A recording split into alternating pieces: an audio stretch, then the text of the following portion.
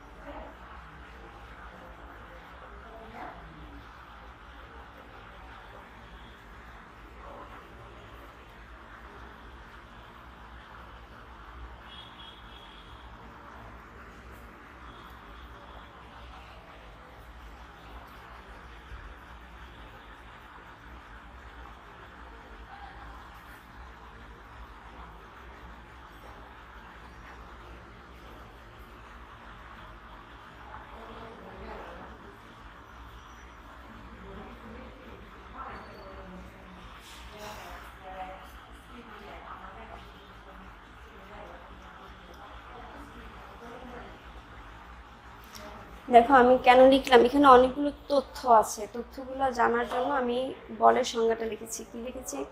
যা স্থির বস্তুর উপর ক্রিয়া করে বস্তুটিকে গতিশীল করে বা করতে চায় এবং গতিশীল বস্তুর উপর ক্রিয়া করে তার গতির পরিবর্তন করে বা করতে চায় তাকে বল বলে। বল কি? ফোর্স। তাই বলকে F দ্বারা প্রকাশ করা হয়। বলের একক হচ্ছে নিউটন। বলের একক কি? নিউটন। বা অনেক সময় আমাদের কেজি মিটার সেকেন্ড ইনভার্স 2 দিয়ে দেয়, এটাও কি বল? কারণ কেজি হচ্ছে ভর আর মিটার সেকেন্ড ইনভার্স হচ্ছে ত্বরণ, তার মানে বল এবং ত্বরণ। ঠিক আছে, এটা গুণফলই হচ্ছে বল, আর মাত্রা হচ্ছে ml t ইনভার্স 2। এখন দেখো, বলের মধ্যে, বলের সংজ্ঞার মধ্যে দুইটা জিনিস পরিলক্ষিত হয়। একটা হচ্ছে কি, স্থির বস্তুর উপর ক্রিয়া করে কি করে? বস্তুটিকে গতিশীল করে। আর গতিশীল বস্তুর উপর ক্রিয়া করে তার গতির পরিবর্তন করে। তাহলে দেখো এখানে দুইটা বিষয় জড়িত। একটা হচ্ছে কি, যে কোনো স্থির বস্তুর উপর যদি ক্রিয়া করা হয় তাহলে বস্তুটা কি হবে? গতিশীল হবে। তার মানে কি, এখানে জড়তার একটা বিষয় আসতেছে। জড়তা তাহলে কি? জড়তাটা হচ্ছে সকল পদার্থই বা যে কোনো পদার্থই কি চিরকাল স্থির থাকতে চায়, তার স্থির থাকতে চাওয়ার যে প্রবণতা বা স্থিরতা বজায় রাখতে চাওয়ার যে ধর্ম, সেটাই হচ্ছে কি বস্তুটির জড়তা। যেমন একটা টেবিলের উপর তুমি যদি কলম রেখে দাও, তাহলে কলমটা কি টেবিলের উপরেই পড়ে থাকবে যতক্ষণ পর্যন্ত কেউ নাই টেবিল থেকে কি করে কলমটা তুলে নেয় বা তুলে নেওয়ার চেষ্টা করে। তাহলে এই যে স্থির বস্তুর চিরকাল স্থির থাকার প্রবণতাটাই হচ্ছে কি জড়তা, বা গতিশীল বস্তুর চিরকাল গতিশীল সমবেগে গতিশীল থাকার যে চেষ্টা প্রবণতা, সেটাই হচ্ছে জড়তা। তাহলে জড়তাকে আমরা আবার কি করতে পারি? দুই ভাগে ভাগ করতে পারি। জড়তাকে কয় ভাগে ভাগ করা যায়? দুই ভাগে। জড়তাকে দুই ভাগে ভাগ করা যায়। একটা হচ্ছে স্থিতি জড়তা, আরেকটা হচ্ছে গতি জড়তা। স্থিতি এবং গতি জড়তা থেকে অনেকগুলো প্রশ্ন কিন্তু তোমাদের আসে। যেমন স্থিতি জড়তা কি? যদি মানে কোনো বস্তু চিরকাল স্থির থাকতে চাওয়ার যে প্রবণতা বা তার স্থিরতা বজায় রাখতে চাওয়ার যে ধর্ম, সেটাই হচ্ছে কি স্থিতি জড়তা। যেমন দেখো, যখন কোনো একটা বাস, ঠিক আছে, থেমে থাকে বা কোনো একটা গাড়ি থেমে থাকে, তখন হঠাৎ করে গাড়িটা যখন নাকি স্টার্ট চলতে শুরু করে, তখন আমরা বাসের যাত্রীরা, তোমরা অনেকেই তো বাসে উঠেছ, বাসের যাত্রীরা কি করি? পিছনের দিকে হেলে যায়। যখন গাড়ি চলতে শুরু করে, একটা স্থির বাস যখন চলতে শুরু করে, তখন আমরা কি করি? পিছনের দিকে হেলে যাই। কেন পিছনের দিকে হেলে যাচ্ছি? এই স্থিতি জড়তার কারণে। কারণ আমরা তখন কি থাকি? স্থির থাকি। হঠাৎ করে আমরা কি করছি? এটা বাহ্যিক বলের কারণে কি করছি? গতিশীল প্রাপ্ত হচ্ছে। যে হঠাৎ করে আমরা স্থির থেকে গতিশীল প্রাপ্ত হচ্ছে, যার কারণে আমরা কি করছি? পিছনের দিকে হেলে যাচ্ছি। এই প্রশ্নটা কিন্তু অনেকবার আসছে যে গাড়ি চলতে শুরু করলে গাড়ির যাত্রীরা কেন পিছনের দিকে হেলে যায়। প্রশ্নটা অনেকবার এসেছে। কেন হেলে যায়? স্থিতি জড়তার কারণে। আবার তাহলে গতি জড়তাটা কি?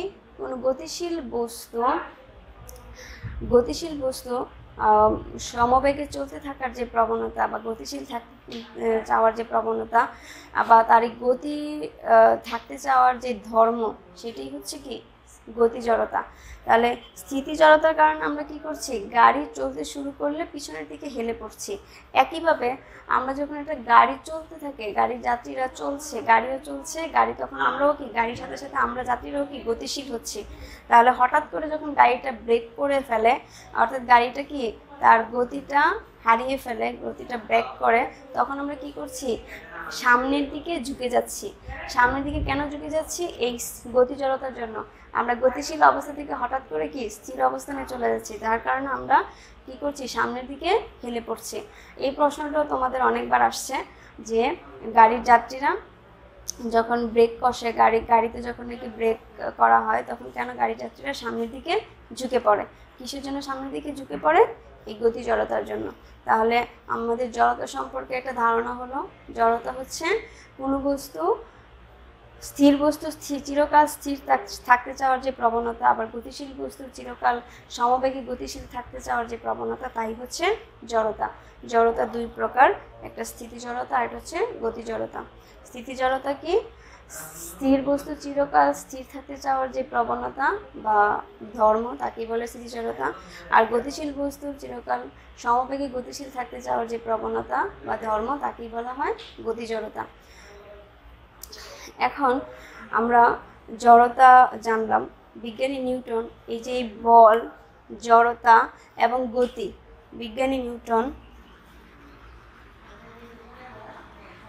আমি যে টপিকগুলো আলোচনা করছি, এগুলো থেকে তোমাদের সৃজনশীল প্রশ্ন প্রায় সময় প্রত্যেক বোর্ড পরীক্ষায় এই অধ্যায় থেকে সৃজনশীল প্রশ্ন হচ্ছে। বিজ্ঞানী নিউটন বল, জড়তা এবং গতি, এই তিনটির মধ্যে সম্পর্ক স্থাপন করে কি করেছেন? সূত্র উপস্থাপন করেছেন। তিনটি সূত্র উপস্থাপন করেছেন। এই সূত্র তিনটিকে কি বলা হয়? বল, জড়তা এবং গতি সংক্রান্ত সূত্র বলা হয়। তিনটি সূত্র কি কি? প্রথম সূত্রটা হচ্ছে যে বাহ্যিক কোনো বল প্রয়োগ করা না হলে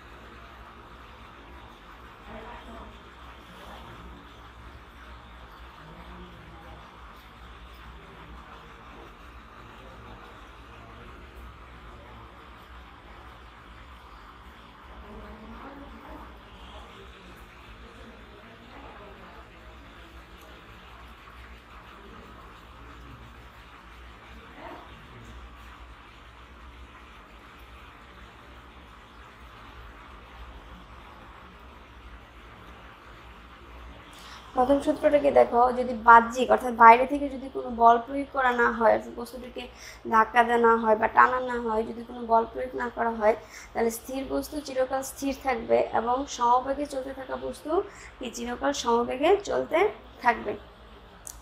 তাহলে দেখো এই প্রথম সূত্রটার মধ্যে কি আমাদের জড়তার টপিক দুটো চলে আসছে না? তাই প্রথম সূত্রটাকে কি বলা হয়? বলের সূত্র বলা হয়, জড়তার সূত্র বলা হয়। তাহলে এখানে দেখো, বাহ্যিক বল প্রয়োগ না করা হলে চিরকাল স্থির বস্তু স্থির থাকবে আর গতিশীল বস্তু কি থাকবে? সমবেগে চলতে থাকবে। কিন্তু প্রথম অংশটুকু আমরা বাস্তবে কি দেখতে পাই, যেমন এই ডাস্টারটা যদি কোনোভাবে আমরা বল প্রয়োগ না করি তাহলে চিরকাল এই টেবিলের উপরেই কি থাকবে? পড়ে থাকবে। যদি আমরা এখান থেকে না তুলি বা কোনো বল প্রয়োগ না করা হয় তাহলে সে এই জায়গাটাই সবসময় থাকবে। কিন্তু দ্বিতীয়টার ক্ষেত্রে আমরা সাধারণত বাস্তব কি কিছু পাই না, কারণ একটা সমবেগে গতিশীল বস্তু কি সমবেগে চলতে থাকে না। একটা সময় কি সে স্টপ হয়ে যায়। কেন? আমাদের কাছে মনে হয় যে এখানে কোনো বল প্রয়োগ করা হয়নি। আসলেই কি যে যেমন গাড়ি চলতে থাকে, হঠাৎ করে গাড়ি ব্রেক কষলে থেমে যায়, তার মানে এখানে বল প্রয়োগ করা হয়েছে। আবার কোনো একটা জিনিসকে তুমি ধাক্কা দিলে তখন কিছুক্ষণ যে সে কি স্থির হয়ে যায়, তার মানে কি এই যে ধাক্কা দেওয়ার পর কিছুক্ষণ পর তার আস্তে আস্তে কি একটা বাধাপ্রাপ্ত হচ্ছে, বল কাজ করার বিদায় সে থেমে যাচ্ছে। কিন্তু যদি কোনো বল প্রয়োগ না করা হয় তাহলে কি করবে? গতিশীল বস্তু সমবেগে চলতে থাকবে। এটা হচ্ছে নিউটনের প্রথম সূত্র। প্রথম সূত্রকে বলের সূত্র বলা হয় বা জড়তার সূত্র বলা হয়। তারপর দ্বিতীয় সূত্রটা তোমাদের এই তিনটা সূত্র কিন্তু আসে। তিনটা সূত্র ভালো করে মনে রাখবে এবং আমি ব্যাখ্যা করে দিচ্ছি, ব্যাখ্যাগুলো মনে রাখবে।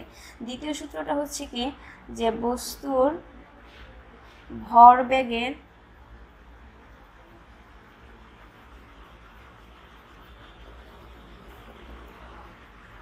পরিবর্তনের হার তার উপর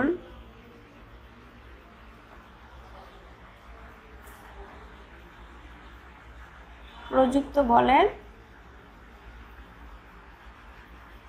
সমানুপাতিক। তার মানে এখানে কি বলা হয়েছে? প্রযুক্ত বলটা হচ্ছে বস্তুর ভরবেগের পরিবর্তনের হারের সমানুপাতিক। তাহলে দ্বিতীয় সূত্রটা কি বলেছে? যে প্রযুক্ত বলটা হবে বস্তুর ভর এবং বেগের পরিবর্তনের হারের সমানুপাতিক। পরিবর্তনের হারের সমানুপাতিক চিহ্ন হচ্ছে এটা। তাহলে প্রযুক্ত বলকে আমরা যদি এফ দ্বারা প্রকাশ করি তাহলে এফ সমানুপাতিক কি বলতে পারি? ভর মানে হচ্ছে এম। আর বেগের পরিবর্তনের হারকে কি বলা হয়? ত্বরণ, এ। তাহলে এখানে দেখো আমাদের দুইটা জিনিস জানতে হচ্ছে। একটা হচ্ছে বেগের পরিবর্তনের হার মানে ত্বরণটা কি, আর হচ্ছে বস্তুর ভরবেগটা কি। তাহলে বস্তুর ভরবেগটা কি আমরা বলতে পারি এফ কনস্ট্যান্ট এম এ। তাহলে আমরা এখানে কি ভরবেগটা কি? ভরবেগ হচ্ছে বস্তুর ভর এবং বেগের গুণফল, অর্থাৎ বস্তুর ভর এবং বেগের গুণফলকে কি বলা হয়? ভরবেগ। তাহলে বস্তুর ভর এবং বেগের গুণফলকে ভরবেগ যদি বলে, এখন ভরবেগকে যদি আমরা পি দ্বারা প্রকাশ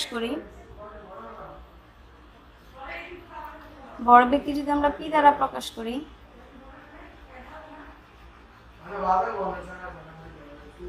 তাহলে কি লিখতে পারি? পি সমান সমান কি লিখতে পারি? ভর ইন্টু বেগ। তাহলে ভর হচ্ছে এম আর বেগ হচ্ছে ভি। তার মানে আমরা বলতে পারি পি সমান কি? M v. অর্থাৎ ভরবেগ মানে হচ্ছে ভর এবং বেগের গুণফল। তাহলে এখন আমাদের জানতে হবে ত্বরণটা কি।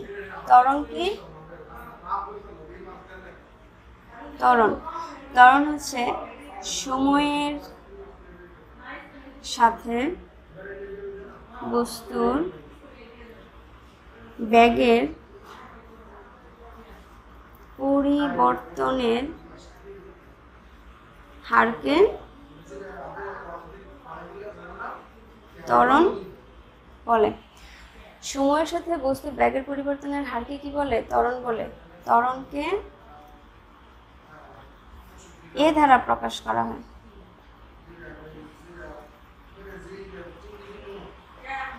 ত্বরণকে কি দ্বারা প্রকাশ করা হয়? এ দ্বারা প্রকাশ করা হয়। অর্থাৎ সময়ের সাথে বস্তুর কি হবে? বেগের পরিবর্তন হবে, তাহলে কি সেখানে ত্বরণ হবে। যেমন মনে করো একটা বস্তু, যদি আমরা বলি একটি বস্তু ইউ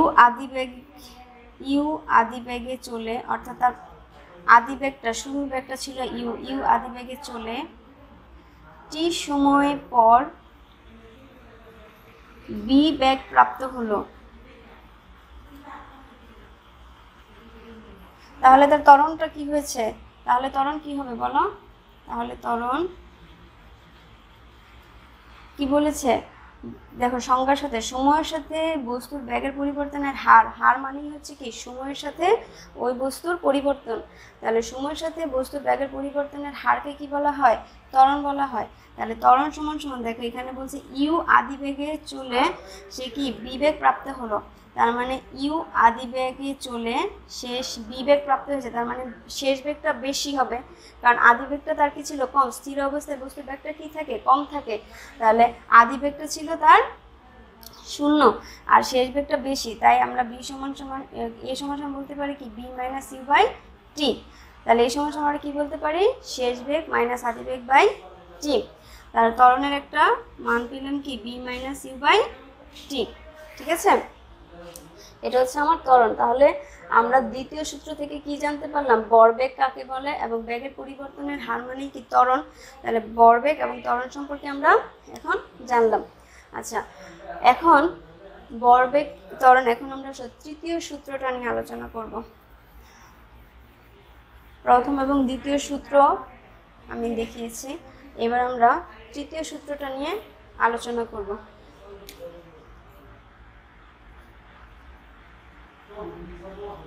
নিউটনের তৃতীয় সূত্রটা কি? নিউটনের তৃতীয় সূত্র হচ্ছে প্রত্যেক ক্রিয়াবলের একটা সমান ও বিপরীত প্রতিক্রিয়া বল বিদ্যমান। অর্থাৎ প্রত্যেক ক্রিয়া বলেরই কি আছে? একটা সমান এবং বিপরীত কি আছে? প্রতিক্রিয়া বল আছে। আচ্ছা, এখন এটার যদি আমরা একটা উদাহরণ দিতে চাই, এই প্রশ্নগুলো কিন্তু খুব আসে যে আমরা যখন নৌকায় উঠি, ঠিক আছে, তো নৌকার যে মাঝি নৌকা চালাচ্ছে লাঠি দিয়ে, বা তোমরা যেটাকে বৈঠা বলো, যে বৈঠা দিয়ে ঠেলা দিচ্ছে, ঠেলা দেওয়ার পরে কি নৌকাটা দূরে যাচ্ছে, তাহলে এটা কেন হয়? এটা হচ্ছে এই যে প্রত্যেক ক্রিয়া বলেরই কি আছে? একটা সমান এবং বিপরীত প্রতিক্রিয়া বল আছে। যেমন যখন একটা বৈঠা দিয়ে আমরা মাঝি নৌকাটাকে ধাক্কা দিচ্ছে, তখন কি হচ্ছে? ওই বাঁশটা মাটির তলে কি করছে? একটা বল প্রয়োগ করে তাকে ধাক্কা দিচ্ছে।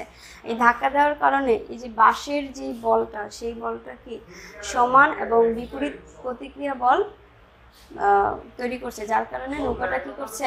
কিছুটা দূর এগিয়ে যাচ্ছে। আবার যেমন মনে করো আমরা টেবিলের উপর একটা বই রেখে দিই, টেবিলের উপর একটা বই রেখে দিলে এই বইটা কেন টেবিলের উপরে থাকে? কারণ এই বইটা কি করে? টেবিলের নিচের দিকে, খাড়া নিচের দিকে কি করছে? একটা বলে আকৃষ্ট হচ্ছে, এই বলটা কি অভিকর্ষজ ত্বরণ। তাহলে এই টেবিলটা কি করছে? এই বইটার সাথে একটা সমান এবং বিপরীত প্রতিক্রিয়া বল তৈরি করছে, যার কারণে বইটা কি টেবিলের উপরে স্থির অবস্থায় থাকছে। তাহলে নিউটনের তৃতীয় সূত্রটা খুবই ইম্পর্টেন্ট, আমাদের প্রত্যেকটা কাজেই কি করা হয়? নিউটনের তৃতীয় সূত্রটা ব্যবহার করা হয়। যেমন আমরা মাটিতে হাঁটি, এই হাঁটাটাও কি তৃতীয় সূত্রের উপরেই ডিপেন্ড করে হয়। কেন? কারণ আমরা হচ্ছে যখন হাঁটি তখন আমাদের এই পাটা কি করছে? মাটির উপরে একটা সমান এবং বিপরীত প্রতিক্রিয়া বল তৈরি করছে, যার কারণে আমরা হেঁটে হেঁটে কি সামনের দিকে গতিশীল হচ্ছে। তাহলে নিউটনের তৃতীয় সূত্রটা অনেক ইম্পর্টেন্ট। তৃতীয় সূত্রটা কি? প্রত্যেক ক্রিয়া বলের একটি সমান এবং বিপরীত প্রতিক্রিয়া বল আছে। এখন আমি তোমাদেরকে এই অধ্যায়ে যেহেতু বল সম্পর্কে কিছু আলোচনা করেছি, জড়তা বলেছি, তারপরে হচ্ছে নিউটনের সূত্র 3টার কথা বলেছি, যেগুলো বলেছি এগুলো সবগুলোই তোমাদের বোর্ড পরীক্ষায় এসেছে। এখন আমি তোমাদের কিছু অঙ্ক দেখাচ্ছি। যেমন দেখো, যদি বলা হয় যে 20 নিউটন, এরকম বলি যে একটি বালক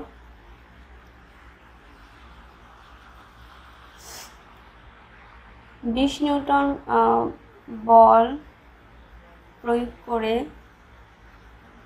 একটি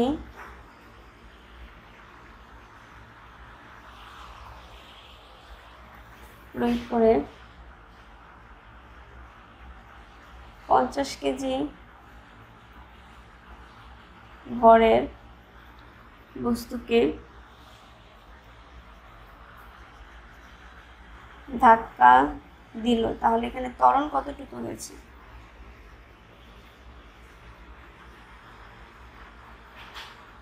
তাহলে ত্বরণ কত হবে? তাহলে 20 নিউটন বল প্রয়োগ করায় বস্তুর 50 কেজি ভরের বস্তুকে ধাক্কা দেওয়া হয়েছে, তাহলে এখানে অবশ্যই কি বস্তুটির কিছুক্ষণ গতিশীল ছিল, যেটা ধাক্কা দেওয়া হয়েছে, বল প্রয়োগ করা হয়েছে। তাহলে এখানে আমার অবশ্যই কি হয়েছে? ত্বরণ হয়েছে। তাহলে এখানে আমার কি দেওয়া আছে, তোমরা যেভাবে সমাধান করবে, এখানে আমার বল দেওয়া আছে F 20 নিউটন, বস্তুর ভর দেওয়া আছে M 50 কেজি। অঙ্কগুলো তোমাদের খুব আসে, হ্যাঁ 50 কেজি। এখন যেহেতু আমাদের একক নিউটন এবং ভরের কেজিতে দেওয়া আছে, তাই আমাদের চেঞ্জ করার দরকার নেই। এখন ত্বরণ কত? তাহলে ত্বরণ আমার কত হবে? ত্বরণ এ সমান হচ্ছে হোয়াট। এখন আমরা কি জানি? আমরা জানি F সমান হচ্ছে ma। তাহলে এখন আমাকে কি এখানে ত্বরণ এ বের করতে বলেছে, তাহলে আমরা কি বলতে পারি? এ সমান হচ্ছে F/m। তাহলে এখানে এ সমান কত হবে? F হচ্ছে আমার 50, আর F হচ্ছে আমার, তাহলে এখানে আমি একটু চেঞ্জ করে দিই, এটা মনে করো 50 নিউটন আর হচ্ছে 20 কেজি বল। তাহলে F হচ্ছে আমার 50, F হচ্ছে 50 আর ভর হচ্ছে আমার 20 কেজি। তাহলে এ সমান কত হবে? 2.5, আর ত্বরণের একক হচ্ছে মিটার সেকেন্ড ইনভার্স 2। তাহলে আমাদের যদি এরকম গাণিতিক কিছু সমস্যা দেওয়া থাকে, এখন যদি আমাকে মনে করো এখানে আমার ত্বরণ, বস্তুর ভর দেওয়া আছে আর ত্বরণ দেওয়া আছে, তাহলে আমরা কি করতে পারবো? বস্তুর বল বের করতে পারবো। বস্তুর বল F সমান ma, তাহলে বস্তুর বল বের করতে পারবো। আবার যদি আমার ভর দেওয়া থাকে, বল দেওয়া থাকে এবং ত্বরণ দেওয়া থাকে, তাহলে আমরা কি করতে পারবো? বস্তুর ভর বের করতে পারবো। যেমন যদি আমাকে বলে যে 20 কেজি ভরের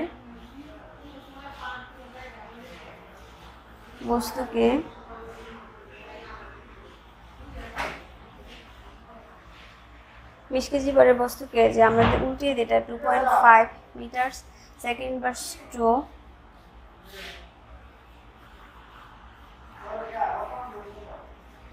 এত ত্বরণে কি, এত কেজি ভরের বস্তুটি এত ত্বরণে চলছে, তাহলে বস্তুটির বল কত?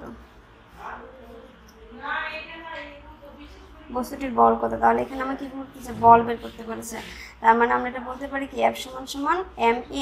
তাহলে এখানে m হচ্ছে আমার কত? 20 আর a হচ্ছে 2.5, দুটো গুণ করলে আমরা কত পাবো? 50। ঠিক আছে, 50 পাবো। কেমন? এরকম আমাদের কি দেওয়া থাকবে? আমাদের যদি ভর দেওয়া থাকে এবং বল দেওয়া থাকে, তাহলে আমরা ত্বরণ বের করতে পারবো। আবার যদি আমাদের বল দেওয়া থাকে এবং ত্বরণ দেওয়া থাকে, তাহলে বস্তুর ভর বের করতে পারবো। আর বস্তুর ভর এবং ত্বরণ দেওয়া থাকলে কি করতে পারবো? বল বের করতে পারবো। ঠিক আছে, এখন যদি আমাদের এরকম একটা অঙ্ক দেয়,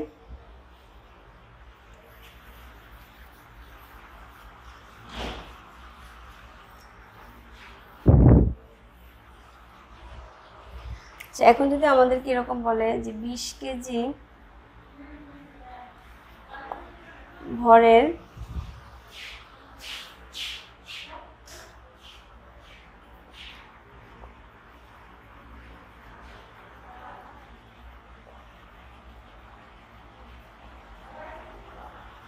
2000 নিউটন বল প্রয়োগ করা হলো।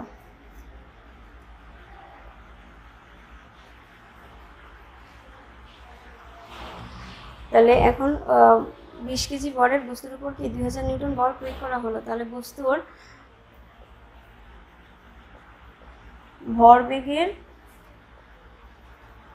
পরিবর্তন কত? ভরবেগের পরিবর্তন নির্ণয় করো। এখানে কি বলেছে? 20 কেজি বলের উপর 2000 নিউটন বল প্রয়োগ করা হয়েছে। তাহলে এখানে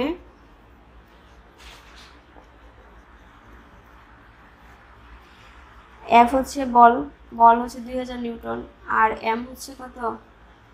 20 কেজি। এখন আমার বস্তুর কি বলেছে? ভরবেগের পরিবর্তন। তার মানে ভরবেগ কি? ভরবেগ হচ্ছে বস্তুর ভর এবং বেগের গুণফলের পরিবর্তনটা কত। তাহলে দেখো আমরা জানি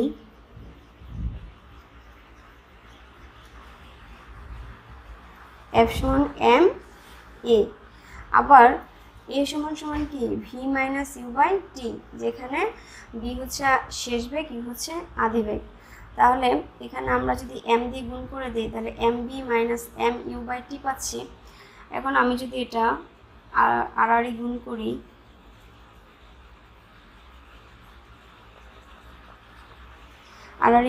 তাহলে দেখো m B minus M u সমান সমান পাচ্ছি এফ টি।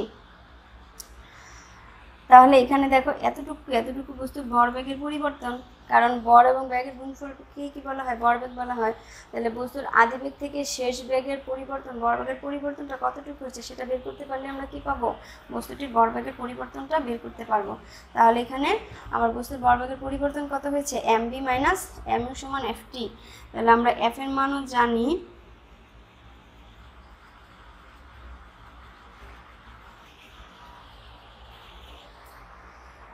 আচ্ছা এখানে আরেকটা হচ্ছে এত বল প্রয়োগ করা এত সেকেন্ড সময়ব্যাপী সে কি করে? কাজ করে। আচ্ছা এত বল প্রয়োগ করায়, এখানে আমাকে সময় উল্লেখ করে দিতে হবে, প্রয়োগ করায় বস্তুটি কত? 0.1 সেকেন্ড ব্যাপী কাজ করে।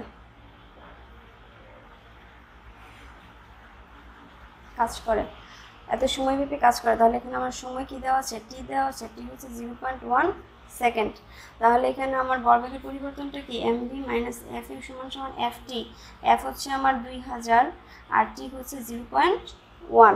তাহলে এটা যদি আমরা গুণ করি তাহলে কত পাবো? গুণ করলে আমরা পাবো কত? 200। তার মানে বস্তুর ভরবেগের পরিবর্তন হচ্ছে 200 কি? ভর ইন্টু বেগ। তাহলে কেজি মিটার সেকেন্ড ইনভার্স 1। ভর ইন্টু বেগের গুণফল, তাই কেজি মিটার সেকেন্ড ইনভার্স 1 হচ্ছে তার একক। তার মানে বস্তুর ভরবেগের পরিবর্তনটা কত? বস্তুর ভরবেগের পরিবর্তন হচ্ছে 200 কেজি মিটার সেকেন্ড ইনভার্স 1। ঠিক আছে? তো এরকম ধরনের যদি অঙ্ক আমাদেরকে দেয় তাহলে তোমরা এইভাবে যে মানগুলো দেওয়া থাকবে সেই মানগুলো বসিয়ে তারপর গাণিতিক সমস্যাগুলো সমাধান করবে। এই আজকে যে বিষয়গুলো তোমাদের আলোচনা করেছি এগুলো তোমাদের বোর্ড পরীক্ষায় প্রায় সবগুলোই বোর্ড পরীক্ষায় প্রত্যেক বছরই আসছে। তো তোমরা আশা করি বাসায় এই বিষয়গুলো দেখবে এবং চর্চা করে নিজেদের সমস্যাগুলো সমাধান করার চেষ্টা করবে। সকলে ভালো থেকো, সুস্থ থেকো এবং অনলাইন ক্লাসের সাথে সবসময় জড়িত থেকো। আল্লাহ হাফেজ।